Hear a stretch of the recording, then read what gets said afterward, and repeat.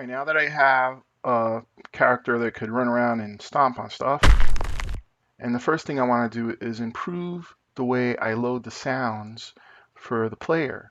So here I had put the sound on the player in design time. I'm going to take that off. And what I'm going to do on the player script is I'm going to have a little structure I'm going to make that's going to hold the values of all the sounds. Let me just mark off a little region here. This is another kind of comment idea, region, and I'll call it helpers. So this code doesn't do anything but organize the way my code looks on the screen. Because if you notice here, when you're looking at the code, there's these little plus minuses. So I could compact and expand sections of the code. Each method has its own bracket set. So I could expand and contract each method, right? Now I could go method by method, or I could just right click and say outlining, collapse to definitions, and everything's collapsed. And that helps me look at my code when it's really getting a longer and longer script to scroll up and down of it. And then this other thing, region, it kind of takes a section, like if I wanted to make this section here into my area, the spot where I put all my variables, I could do a region for that and end region. And then I could just wait for the plus sign. Now these guys, I could just collapse them all, and I know that's where my variables are. All right, but I don't go that far. When you have a class, you have variables and you have functions. So like you see here when I say public float, and that's a number, and public particle system, and that's one of these components here. That's the particle system component, and there's these different types of variables here. Some of them are blue, those are basic level variables, and some of them are green, and they're basically other classes. So over here up at the top, I'm going to make something called a private struct sounds, and a structure, usually it just has variables. For each of my sounds, I'm going to have a variable in here. Is an audio source, just like it was down here, and the name of this one is going to be stomp. Now, since this is a structure, I cannot set a default value for it, like equals null. I can't do that. See, now there's a squiggly line, and it says cannot have instance property or field initializers and structs. That means I can't set a struct equal to something like this when I move sound. And what else could I do? I could jump. So let's have a jump sound. See, so now I'm going to have more than one sound on my player for the different actions that I could take. And then down here, what I'll do is instead of having this audio source stomp, I'll have a private, and the type of variable is sounds. SND. I kind of changed my code. Let's see what else I have to fix here. So let me just do a build of the code, and I'll say build it, and then it'll tell me the errors. There we go. So I could click on the X's or errors, and now it says there is no more sound stomp. All right, I'll be doing that over. And what else is an error? Here's another one. I could double click on the error, and over here in a collision enter play sound stomp. I'm going to be getting rid of that. And what I'm going to do is I'm going to load the sounds when I press play. So when I press play, you see that the player then has a stomp effect added to it. So I want to do the same thing with the sounds. When I press play, I want to load all these three sounds. So I'm going to make another script here. I'm going to call it globals script, globals, and it's not going to derive off of mono behavior. All right. And I'm able to comment, you see how these things turn gray? That means they're not used. I know I'm not using that, but I will use Unity Engine. Okay, so here is just a regular C# class. Now, when I put the word static in front of class, that means that this class is going to exist for all the other scripts in the game. That means player could see globals, and any other scripts I add, they could see globals. And the values that I set in globals, they're going to stay the same for the whole time the game is played. So what I want to do is I want to make a function called create audio source. What I'll do is I'll create an audio source component on my player. Let me just look at my website, omorevision.com. Sometimes what I do is I put some scripts here that I use a lot, and I figured other people want to use them. And here's my create audio source function. So let me just kind of copy it out. All right, this is the code for it. And then over here in my globals, I'm going to just add it. So I'm just going to change this to public so other classes could read it, static. And what it's going to take is the name of the audio file. I'm also going to need the thing I'm going to attach it to, the GameObject. Geo. The GameObject is what I'm going to add it to. So the first step here is to add an audio source component to the GameObject that they specify. That will add the little audio source component here. And then after that, I have to actually load the audio source with a sound. So for example, here is player script, right?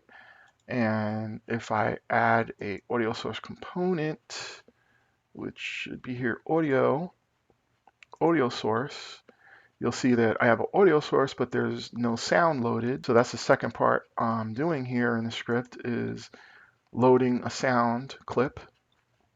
So use the word name, and then I return the audio source. Simple, 3 lines, but I may use it on a lot of the game objects. So I put it here in this globals class. Now back in my player script now, I could go in the start function and I could load each of my sounds. So sound stomp equals globals dot create audio source. So it's specifically what I'm giving it. So I'm going to go back to free sound and find 2 sounds to load. So I go to the browser, freesound.org again. So I'm going to use this sound here for my moving. Let me download that to Unity, Cat on the Shelf, Assets, Resources folder. So I'll call this drag. And then I just need one more sound, jump sound, this one here. Download it, for the jump sound. And I'll call this jump. Okay, done with you. So in here now I should have 2 new sounds. So I loaded the sound for stomp. Now I'll just do the same thing for 2 other sounds. Dunk, dunk. So let's do jump. And that will be the sound jump. And then drag is going to be for our move.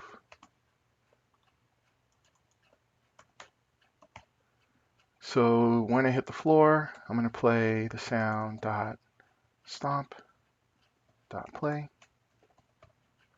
Okay. Now in my update function, when I move, I will play the sound move. So I could be moving if I press any of these 4 keys. So what I'm going to do is I'm just going to make a variable b move equals false. A green squiggly because I made a variable, but I'm not using it yet. B move equals true. B move equals true. See, each of these, if any of these keys are pressed, then I am actually moving. B move equals true. And B move equals true. If B move equals true, I'm moving. So I'll play the sound. So sound dot move dot play. If I'm moving and I keep saying play, play, play the move sound, it's going to keep playing it from the beginning. It's never going to get a chance to finish playing out. I'll show you what I mean. So here I have play, and it never actually finishes getting to play out the dragging sound. I want to only play it if it's not playing. So if bmove is true, then if sound.move.is playing equals false, then play the move sound. And then I'm going to have another problem, but one problem at a time. Cut and paste. Drag sound needs to be edited a little bit. So what I'm going to do is I'm going to open it I'm going to open a sound, and what I have on my system is Audacity. So that's what I use for my sound editing, and on my website, omarvision.com, you could see where to download Audacity. What I'm going to do here is edit this sound. I want a piece of it that could play over and over. So let's see if I pick that. Let me take this part and copy that. Then I'm going to take this all off, and I'll say edit paste that sound. All right, so let's see. We got a drag sound that I found. Oops. When I stop moving, it has to stop playing. So if move equals true, then play the sound. Else, if sound.move.is playing still, then stop it. Okay. And see what happens.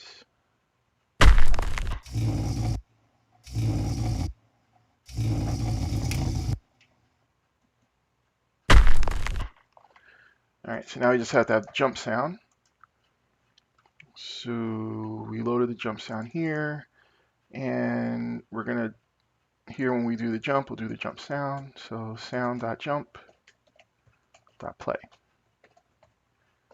Okay, save, and let's try that.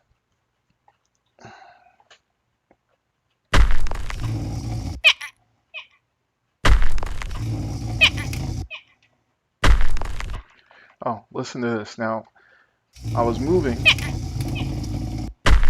When I jump in the air, I shouldn't hear the move sound. So I'm gonna have to know when I jumped or not, if I'm in the air. So what I'm gonna do is add something. Let's make this come down after the jump. Cut and paste it down here. Because if I just press jump, I'll have a variable here that I'll say private bool is jump. That means I'm in the air. So when the game starts, I say that I didn't press the jump key. Then down here, where is jump, I'll say is jump is true.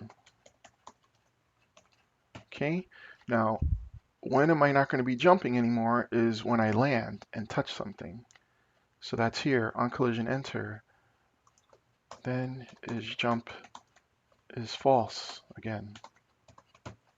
So if I'm moving and, oopsie, and is the two ampersands, is jump is false. So you'll notice here in conditions where I'm checking to see if something is equal to something else, I use two equals. In a condition where I want to set the value of something, I use one equal. All right, so the sound for movement is only going to play when I'm moving and jumping is not happening. All right, let's see if that works now. Hit the ground, move, jump.